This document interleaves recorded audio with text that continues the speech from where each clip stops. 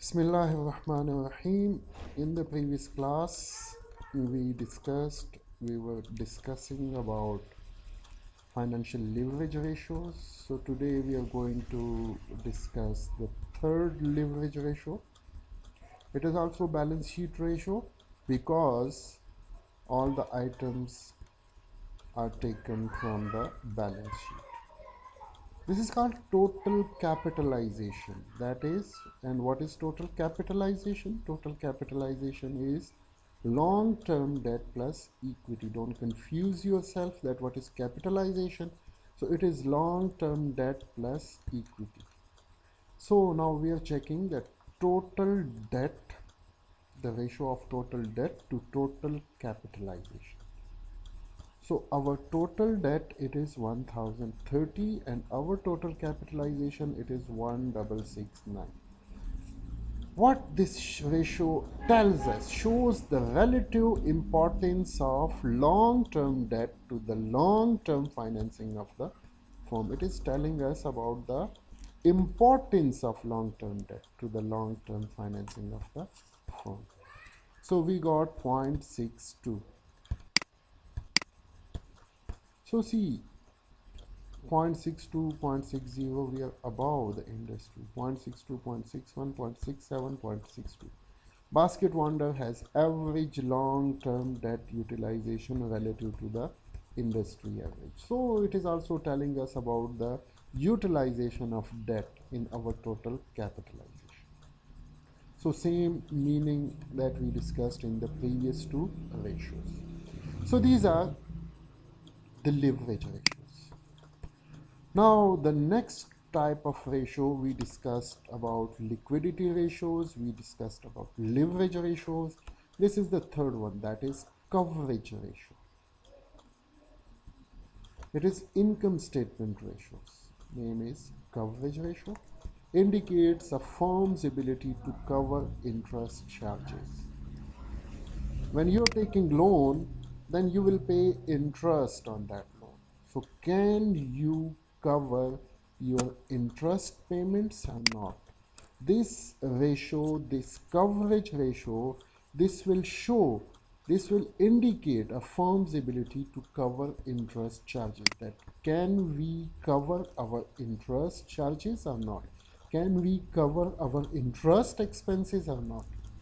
What is the formula for interest coverage? It is EBIT divided by interest charges. So our EBIT, we took it from balance sheet, sorry, income statement. 210 is our EBIT, and our interest charges, it is 59,000. So see,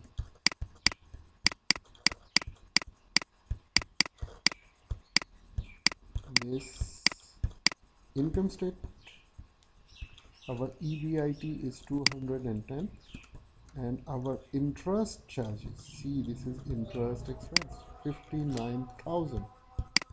Just a minute. So we took this data from the income statement. So we got 3.56. Now what does 3.56 mean? 3.56 mean that our EBIT is 3 times our interest charges.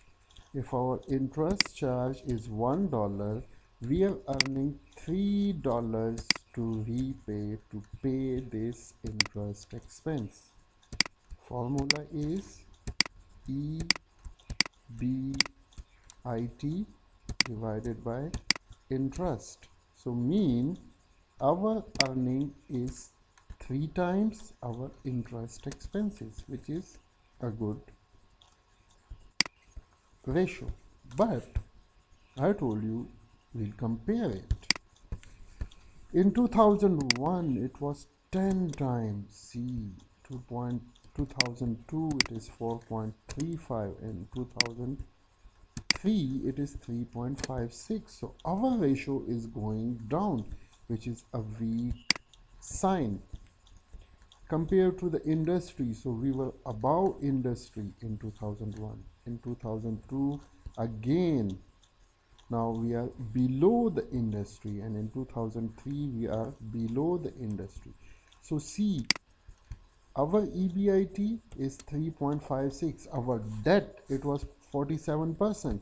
The industry debt, it was also 47%. But our earning is 3.56, and the industry earning, it is 5.19 times the interest expenses. So, which is indicating a weak sign. BW has, Basket Wonders, has below average interest coverage relative to the industry average. So we are below the industry averages. See, our interest coverage, it was very high, but now it comes down and it is going down and down.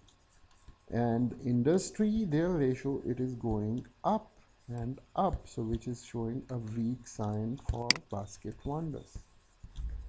The interest coverage ratio for Basket Wonder has been falling since 2001. This is summary of the coverage trend analysis. It has been below industry averages for the past 2 years. For the past 2 years, we are below the industry.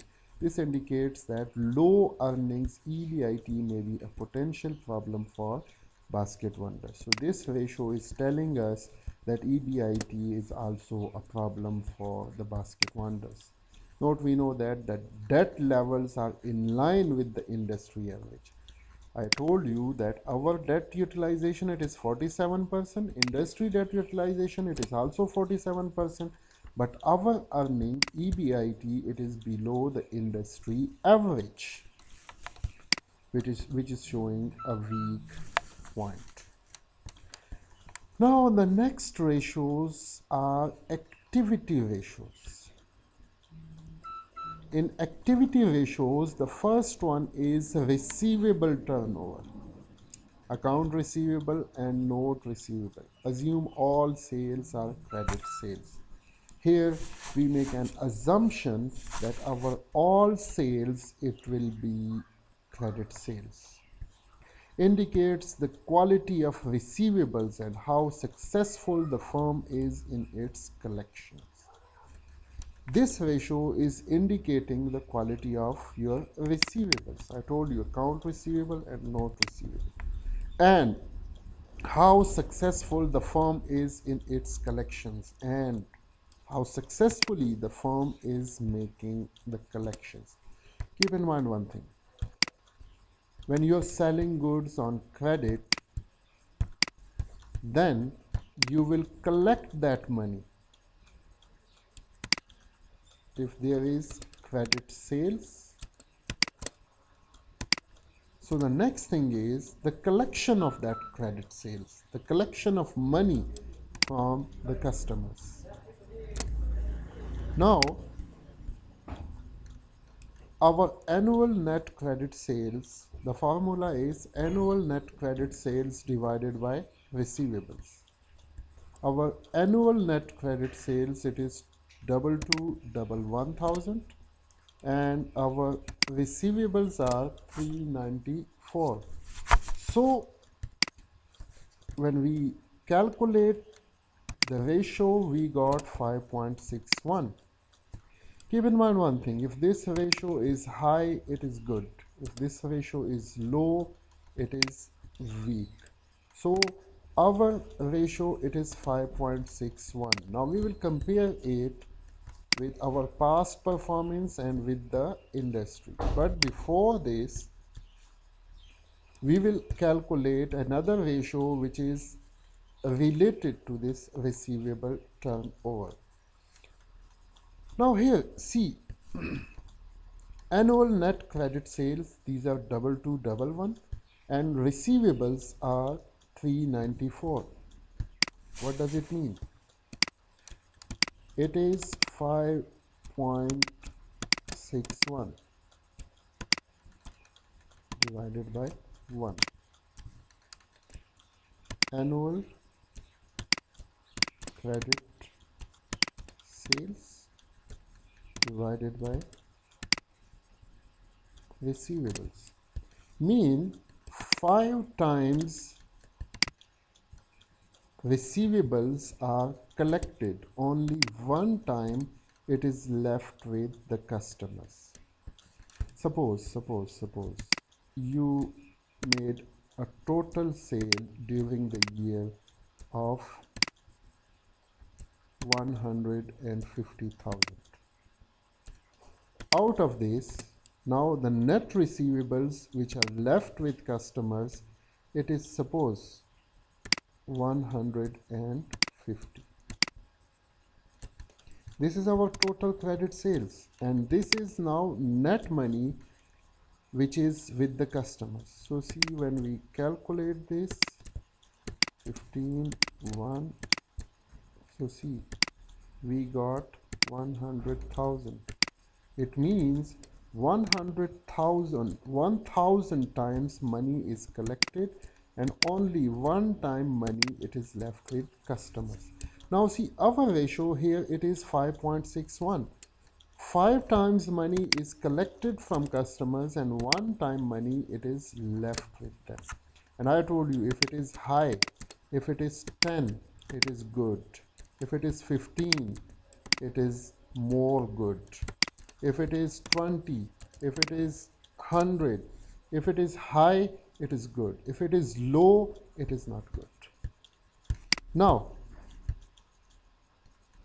with this, there is another ratio that is called average collection period.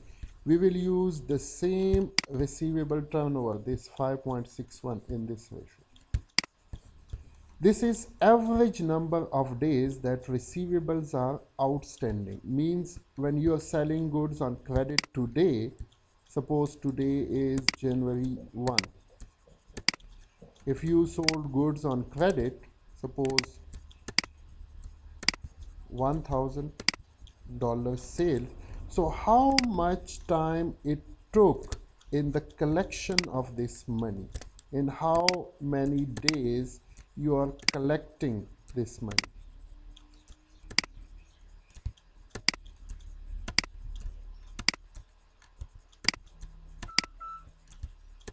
Collection is taking how much time? So see, here is the formula. Days in the year divided by receivable turnover. You know how many days in the year? 365. And what is our receivable turnover that we calculated? It is 5.61. So see, 65 days. So this means that when we are selling goods on credit today, it is taking 65 days in the collection of this money. So this average collection period, it is telling us about the number of days in which we are making collection from our credit customers. Now we will compare it. Internal comparison. So see, 83.6 in 2001, 71.1 in 2002, and 65 in 2003. So see, it was 83 days in 2001, 71 days in 2002, and now it is taking 65 days in 2003. So this is showing that we are now collecting our money quickly from our credit customers. So there is an improvement in our collection policy. But now compare it with the industry. So see, in 2001, 83, and the industry was 69 days, 71 and 61, and now 65 and 65.7. So it is showing that our collection, it becomes better and better. Now, Basket Wonder has improved the average collection period to that of the industry average. So it is showing that Basket Wonders, they made their collection in the average with the industry, and there is a very much improvement in our collection policy.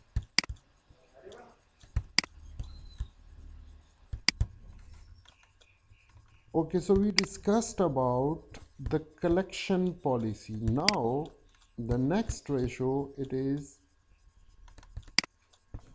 the payable turnover. Just like you're selling goods on credit, you're also purchasing goods on credit. purchase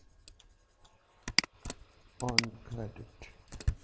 So when you will purchase goods on credit, so how much time you are taking in your payment? Assume annual credit purchases 1551.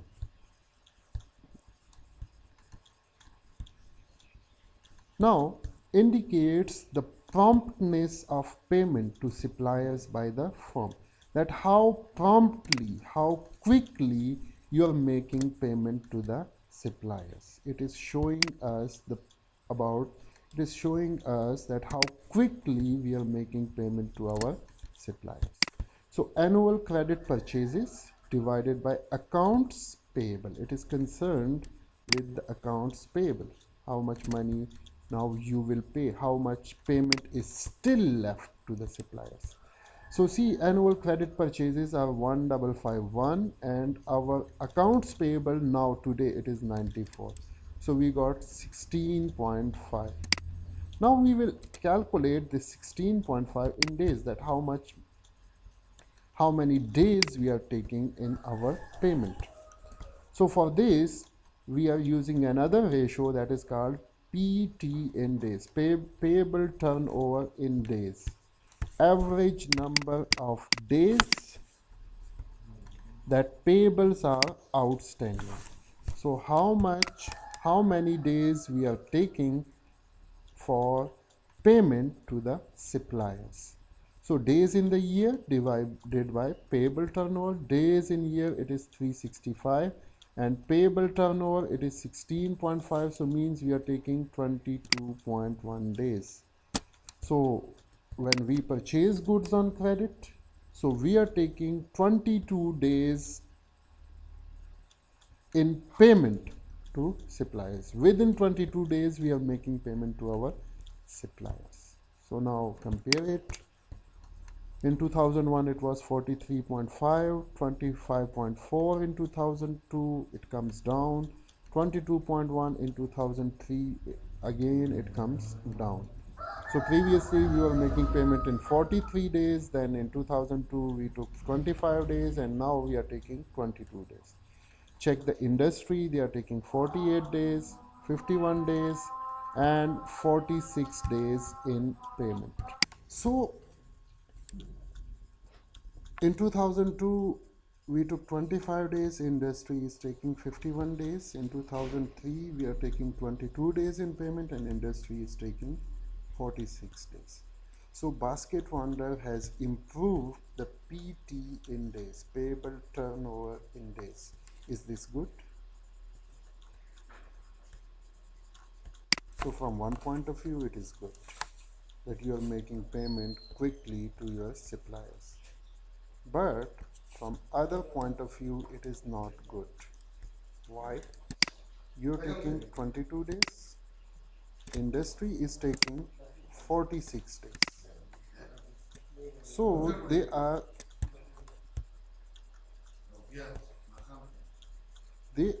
we are taking 22 days, industry is taking 46 days. So this is showing that they are utilizing this money 24 more days as compared to us. The industry, the companies in the industry, they are making payment in 46 days. So they are utilizing their money in these days for 24 more days. We are making payment quickly, 22. So if you are making late payment, so you can utilize that money for more days.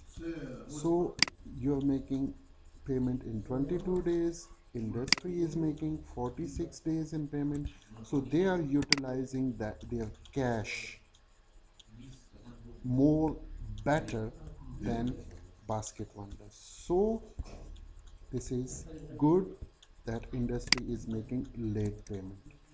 We are making quick payment, which is not a good sign, because if you will make payment in 46 days, so for 24 more days you will be able to use this cash that you are making payment.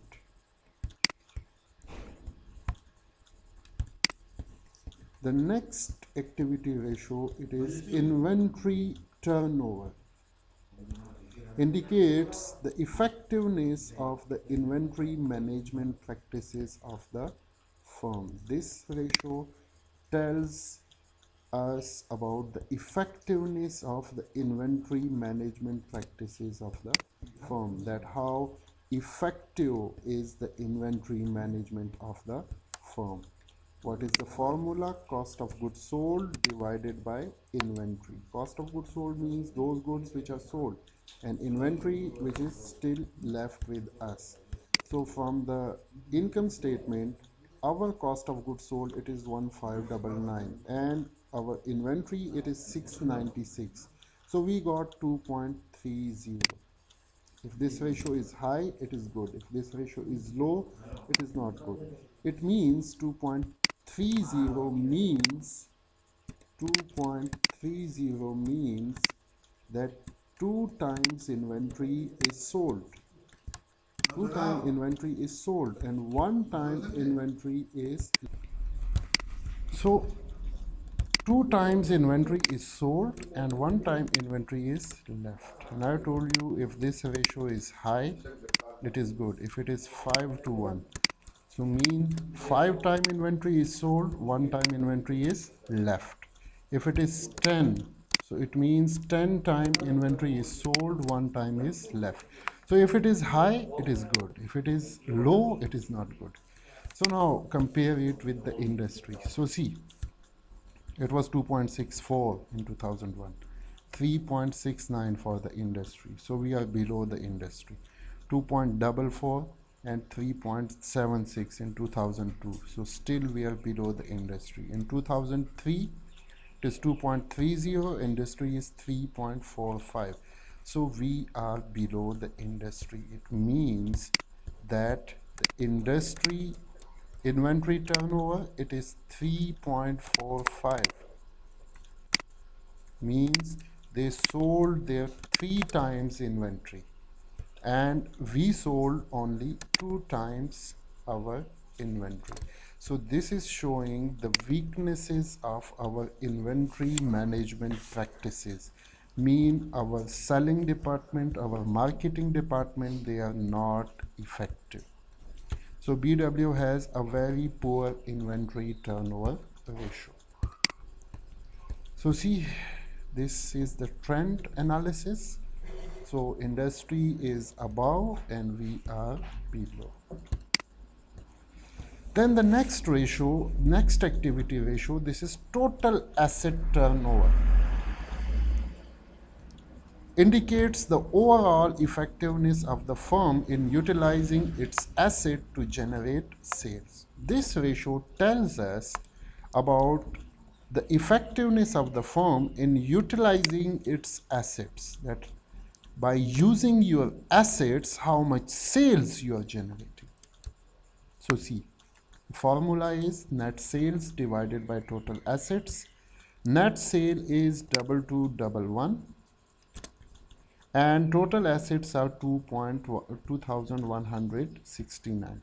So we got 1.02. Keep in mind, if this ratio is high, it is good. See,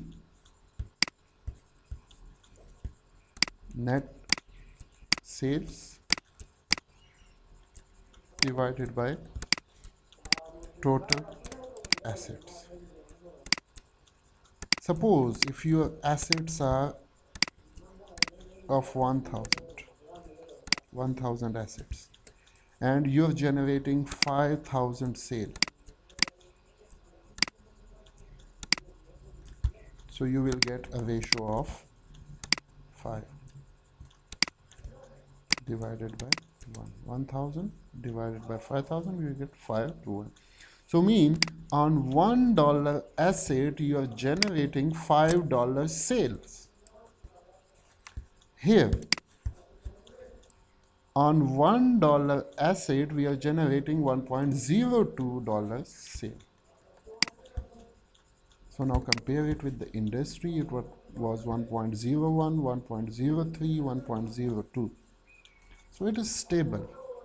But as compared to industry, we are below industry. In 2001, we were 1.01 and they were 1.13. And now it is 1.17. So on $1 assets, we are generating $1.02 sale and industry is generating $1.17 sales. Basket Wonder has a weak total asset turnover ratio. Why is this ratio considered weak? I have already tell you about this thing. We are generating 1.02 sales on $1 and industry is generating $1.17 sales on their $1 assets. So this ratio is weak. I think for today it is enough. Inshallah, in the next class then we will discuss about some other ratios, that is the profitability ratios. Okay, have a good time.